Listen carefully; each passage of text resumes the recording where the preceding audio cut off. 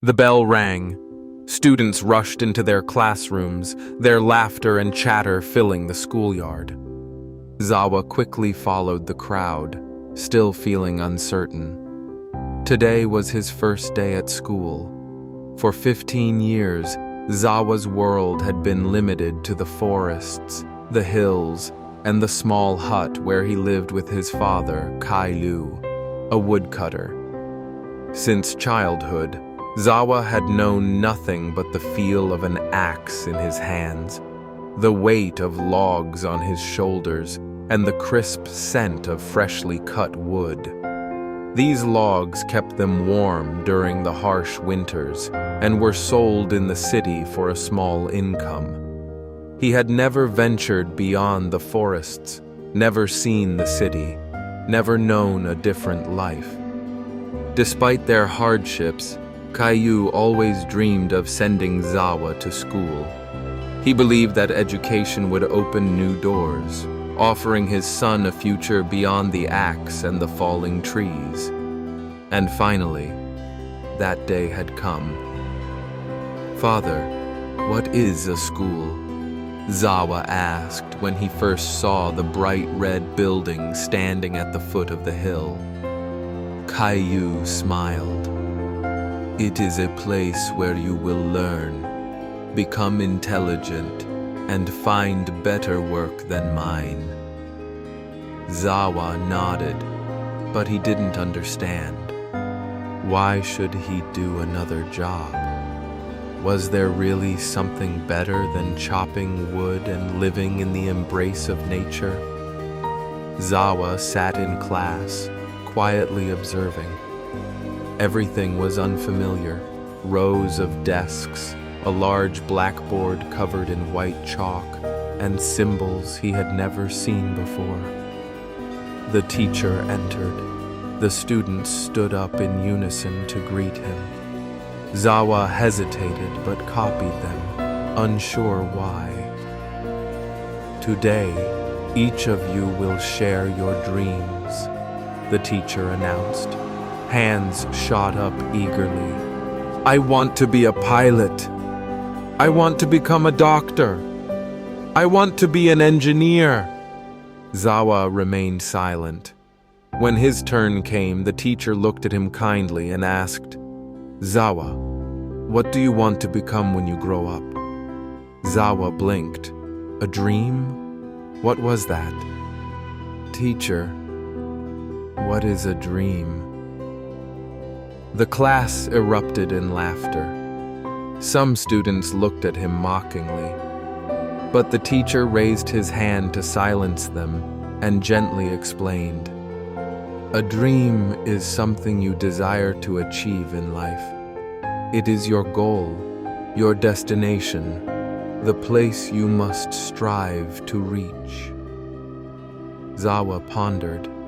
A destination. All his life he had woken up, chopped wood, carried it down the hill, eaten dinner, and gone to sleep. Everything was completed within the day. Nothing was left undone. So, did he really need a dream? The teacher's voice grew firmer. "If you have no goal, you will become directionless, lost without purpose." Zawa furrowed his brows.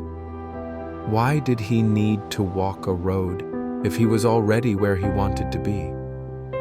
The teacher continued, "You must work hard to reach your destination. Only then will you truly succeed." Zawa hesitated before asking, "But what if I don't want to go anywhere? What if I am already where I want to be?" The class giggled again, but Zawa no longer cared. He continued, "If I walk on this road, how do I know when I've arrived? If I do reach my goal, do I stop, or do I keep moving past it? And if I move beyond it, was it really my goal in the first place?" The teacher frowned. "Everyone must have a dream, Zawa. You cannot simply exist without direction." Zawa smiled. But, teacher, I already have one. My goal is to cut wood in the morning, drink tea in the evening, and sleep peacefully at night. I have already reached my destination.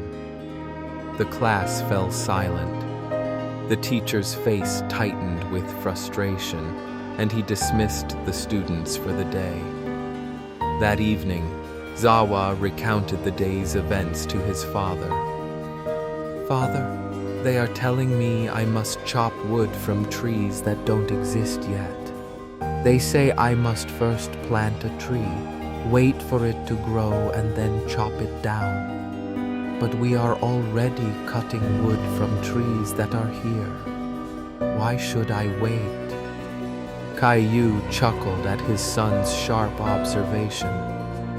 Zawa, you have learned something valuable today. Some people spend their entire lives planting trees just to chop them down, while others simply enjoy what is already there.